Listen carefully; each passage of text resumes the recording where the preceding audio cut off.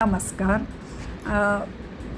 आत्ताच 1-2 महिन्यापूर्वी 10वी-12वीचे निकाल लागले. आमच्या काळात SSC हा एकच बोर्ड होता, म्हणजे एकदम प्रसिद्ध बोर्ड होता. आता इतके बोर्ड आहेत की काही आणि प्रत्येकाचा सिलेबस वेगळा, प्रत्येकाचे पद्धती वेगळ्या आणि मार्क तर बघवत म्हणजे कल्पना नाही करत की 80-90% आणि एवढं करूनसुद्धा पालकांच्या चेहऱ्यावर आणि मुलाच्याही त्या पाल्याच्याही चेहऱ्यावर ना आनंद हा जो नसतो. मी नवीन SSC 10वी SSC वालीच आहे, पण आमच्या वेळेला 60% मिळाले तरी इतका आनंद व्हायचा. 60% फर्स्ट क्लास आले आणि डिस्टिंक्शन हा 75च्या पुढे डिस्टिंक्शन वा असं होतं. आता 90 आणि बऱ्याच ह्याच्यामध्ये मी गणितात समजू शकते की 100पैकी 100 आणि संस्कृतमध्ये हे 2 समजू शकते, पण अनेक विषयात 100, हिंदी मराठीमध्ये पण 100पैकी 100 वगैरे येतात. इतकं म्हणजे निबंधाला वगैरे कधीच आम्हाला आमच्या ह्या शिक्षिका ह्रस्व दीर्घ नुसतं शोधून, म्हणजे आता ह्यांच्या ह्रस्व दीर्घच्या चुकाच होत नाहीत, ह्यांच्या इंग्लिशमधल्या स्पेलिंगमध्ये चुकाच होत नाही. इतकं त्यांचं मराठी, हिंदी, म्हणजे कुठलीही भाषा एवढी परफेक्ट असते की ह्यांना त्याच्यामध्ये पैकीच्या पैकी मार्क मिळू शकतात. त्यांनी लिहिलेला निबंध अगदी तपासणाऱ्याचे सुद्धा विचार अगदी 100% मिळून येतात, कारण तोही फरक असतो ना. आता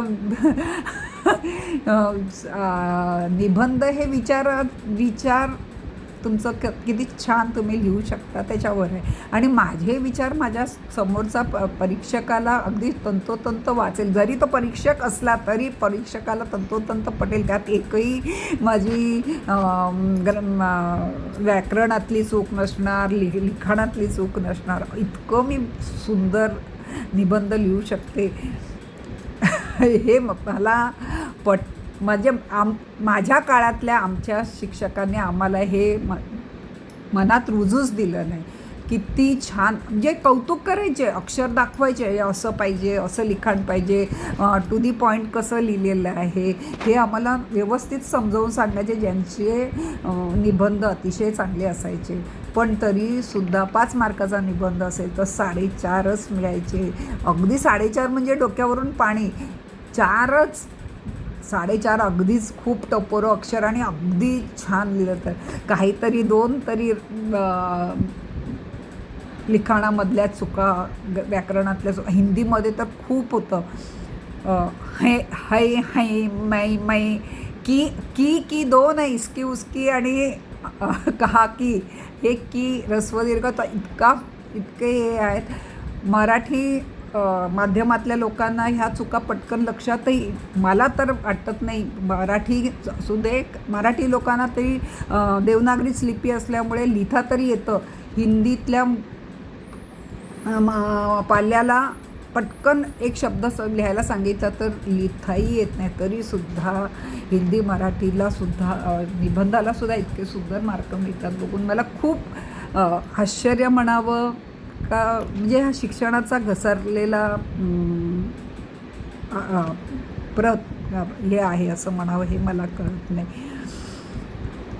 आणि एवढे मार्क मिळूनसुद्धा तुम्ही जर त्यांच्या पालकांच्या, त्या पाल्यांच्या चेहऱ्यावर आनंद हा नसतो, म्हणजे त्यांना जिथे हवं तिथे ॲडमिशन होईल की नाही ह्याचंच टेन्शन आलेलं असतं. म्हणजे निखालस आनंद आपण घ्यायलाच विसरलो आहोत का? अरे त्या मुलाने मेहनत केली आहे, वर्षभर शाळा व्यतिरिक्त प्रायव्हेट ट्युशन व्यतिरिक्त बऱ्याचशा, आता खरं तर मोबाईल हा बऱ्याचशा गोष्टीमधला अडसर आहे, ह्यातला वेळ वाचून त्या मुलाने एवढा अभ्यास केला. त्या अभ्यासाचा परिपाक म्हणून त्याला इतके मार्क मिळाले आणि तेवढे मार्क मिळूनसुद्धा चेहऱ्यावर पालकांच्या आणि मुलांच्या चेहऱ्यावर जेव्हा असं एक दुःखाची छटा दिसते ना, किंवा एक आम्हाला हवा तिथे मिळेल का ॲडमिशन, हे जो प्रश्न दिसतो चेहऱ्यावर, तेव्हा खरंच वाईटही वाटतं की ह्या मुलांना आपण किती मार्कच्या मागे लावायला शिकवलं. कारण वर्षभरात खरंच खूपशा मुलांना खेळणं, आयुष्याची मजा घेणं, इतर वाचणं, इतर वाचनही, ह्या सगळ्यापासून ते मूल इतकं वेगळं गेलं आणि फक्त ते पुस्तकी ज्ञान, तो दिलेला शाळेतला सिलेबस, ह्या पलीकडे त्यांचं आयुष्य दुसरं नसतंच. आणि म्हणजे आम्ही तरी तसं जगलो नाही असं मला वाटतं. अगदी आमच्यातले जे म्हणजे ते टॉपर असायचे ते सुद्धा जेव्हा त्यांचे त्यावेळेला मेरिट लिस्ट वगैरे अशी असायची आणि त्यांची जेव्हा मुलाखत पेपरातून छापून यायची, तेव्हा ती लोकंही म्हणायचे की आम्ही अवांतरही वाचन केलं किंवा काही म्हणजे कोणी गिर्यारोहण मधल्या काळात थोडा दिवस चेंज म्हणून गिर्यारोहण करून आलं, हे केलं ते केलं. पण आताची ही मुलं अगदी सतत पुस्तकं घेऊन बसतात, एवढा मार्क मिळवतात आणि त्याच्यानंतरही त्यांना त्यांच्या चेहऱ्यावर आनंद नसतो. आणि मग मला असा प्रश्न पडतो की आजकाल पेपर तपासताना काही नियम नाही आहेत का? वेलांटी कोणी विसरत नाही का? अनुस्वार कोणी विसरत नाही का? पूर्णविराम घालताना, स्वल्पविराम घालताना चुकत नाही का ही मुलं? कारण मोबाईल जेव्हापासून आलं आहे, मी तरी बघते मोबाईलमध्ये लहान मुलं असू दे का मध्यमवर्गीय जी आता कॉलेजमधून वगैरे बाहेर पडलेली आहेत, उत्तरं देतात, लिखाण करतात, पण कुठेही त्याचा आणि व्याकरणाचा संबंध नसतो. मराठी लिहिणारे मराठी देवनागरी भाषा वापरत नाहीत आणि शॉर्टकट तर इतके असतात. टेक केअरला TC, थँक्यूला TY, गुड मॉर्निंगला GM, अशा पद्धतीने लिहितात. म्हणजे ह्याच्यावरून मला आठवतं आमच्या ऑफिसमध्ये बरीच वर्ष नोकरी केलेली बाईसुद्धा अक्यूजचं पूर्ण स्पेलिंग तिला येत होतं, कारण तिला ऑफिसमध्ये ACCDच मारायची ती सवय झाली होती. ACCD मारलं की आणि फुल पॉईंट घातला की अक्यूज. तर सहज असं कधी विचारलं तर तिला अक्यूजचं म्हणजे ह्याला ज्ञान म्हणायचं का? आणि कुठेतरी आपण नोकरीला लागल्यावर सुद्धा आपल्याला ज्ञान घ्यावं लागतं.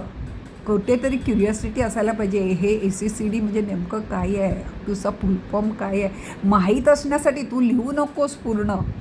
तुला वेळ नाही एवढे संमस्मरण काढताना, तर कमीत कमी माहिती असलं तरी पाहिजे, कल्पना तरी असली पाहिजे. ही सुद्धा म्हणजे मी त्यावेळेला मला त्यावेळेला माझ्या त्या मैत्रिणीकडे बघताना वाटायचं हिला ही क्युरिओसिटी पण नाही आहे का, ह्याचा हे काय आहे. तर आता तर मी जेव्हा बघते मुलांचे आणि कोणाचे संदेश, तर मला इतकं हसायला येतं की व्याकरण, स्पेलिंग, लिपी कशाचा कशाला ताळतंत्र नसतो. आणि ही मुलं भाषेमध्ये सुद्धा अतिशय चांगले मार्क घेऊन येतात. पण खरंच हे असे मार्क, नेत्रदीपक मार्ग, त्यांना आयुष्य घडवायला उपयोगी पडतील का? हा मला प्रश्न आहे. कारण आमच्या वेळेचे जे अगदी मॅट्रिक फेलसुद्धा बऱ्याच पुढे नंतर त्यांनी स्वतःच्या आयुष्याला त्यांच्या हौशेप्रमाणे, कोणी शिवणकाम, कोणी हे करून अतिशय छान आयुष्य जगले. अतिशय स्वतःला त्यांच्या फील्डमध्ये सक्सेस करून दाखवलं. त्यांच्या अपेक्षा पण कमी असायच्या. मार्क जसे कमी तशा अपेक्षाही कमी असायच्यात. आयुष्यामध्ये लढाईची एक हे असायची, ताकद असायची की मी आलेल्या संकटांना हे करायचा प्रयत्न करेन. आणि तो मला तरी हल्ली मुलांमध्ये खूप गमावलेला वाटतो. कारण फक्त अशा प्रकारे दिलेल्या मार्कामुळे त्यांना असं वाटतं की माझ्या एवढं हुशार कोण. मी 10वीला 98% मिळवले, 12वीला 96% मिळवले, म्हणजे मी कोणतरी. अरे पण ज्या कामासाठी तुम्ही जाणार आहात त्या कामामध्ये तरी तुमच्या व्यवस्थित काम येण्यासारखं तुम्हाला ज्ञान आहे का? आणि ते ज्ञान अक्वायर करायची तुमच्याकडे चिकाटी तरी आहे का? हेही फार गरजेचं आहे. आणि मग असं खूप कधी वाटतं की फक्त मार्काच्या मागे लावायला मग आपण मुलांना शिकवले की काय. आणि पूर्वी आम्ही जेव्हा निकाल लागला ना की एक दिवस तरी आम्ही म्हणजे आता निकाल लागला, पास झालो, चला एक दिवस तरी एखादा पिक्चर बघूया, एक भेळ खाऊया. घरातले तर पेढे तर वाटायचे, देवापुढे ठेवू, देवा हे असायचा. आता दुसऱ्या दिवसापासून कुठे मला ॲडमिशन मिळेल ही चिंता असते. म्हणजे तो आनंदही मुलं उपभोगू शकत नाही. जग बदललं आहे, शिक्षण बदललं आहे, स्पर्धा बदलली आहे, मान्य आहे. पण खरंच ही बुद्धी आहे का? खरंच हे ज्ञान आहे का? ह्याचाही आपण विचार केला पाहिजे. आणि एखाद्याला मार्क कमी पडले म्हणून आयुष्य संपतं असं तर बिलकुल नाही. कारण तुम्हाला एक असं होऊही शकतं की त्या काळामध्ये ज्या वेळेला तुम्ही नापास झालात, अनसक्सेस झालात, तुम्ही घरी आहात आणि जर तुमचं स्वतःचं अवलोकन केलं की मी कशामुळे झाले आणि मी ह्यापुढे काय करू शकतो, हा जर विचार करून त्या दृष्टीने पावलं उचलली तर खूप जणं ह्याच्यातून सावरून, म्हणजे एखादा मुलगा, शिकलेला मुलगा जेवढं करू शकत नाही तेवढा 10वी नापास, 12वी नापास मुलगी, म्हणजे मी मुलगा म्हणजे पाल्य, करू शकतो. त्यामुळे हे जे मार्काच्या मागे लागणं आपण मुलांना आणि त्याच्यामध्ये मोजणं मुलांना आपण शिकतो आहे ना, त्यांनाही शिकवतं आहे मार्काच्या मागे लागायला. आणि आपणही मुलांना मार्काने मोजतो, त्याच्या बाकीच्या हरवणारीपणाने, त्याच्या बाकीच्या मेहनतीकडे आपण दुर्लक्ष करतो, त्याच्या असलेल्या इतर कलेकडे दुर्लक्ष करतो. आणि त्याची मग ती चिकाटी लहानपणी सगळेच मला डावलतात असं वाटायला लागतं. त्याच्यामध्ये भरपूर चिकाटी असेल, त्याच्यामध्ये भरपूर कला असेल. नुसतं मार्क आणले म्हणजे तोच हुशार असेल असं नाही. आणि हे सतत जर त्याला आपण मार्कानेच जर जज करायला लागलो आपल्या मुलांना इतर मुलांच्या बरोबर, तर आपल्या मुलातले चांगले गुण आपल्याला दिसणारच नाही असं मला वाटतं. बघा, तुम्हाला माझा हा विचार पटतो आहे का? आणि त्यातही नुसती 10वी 12वी म्हणजेच आयुष्य हे तर बिलकुल नाही. त्याच्यातही नापास झालेले खूपसे स्वतःचं आयुष्य अतिशय चांगलं घडवतात. एका फटक्यानंतर ते जागे होतात आणि स्वतःला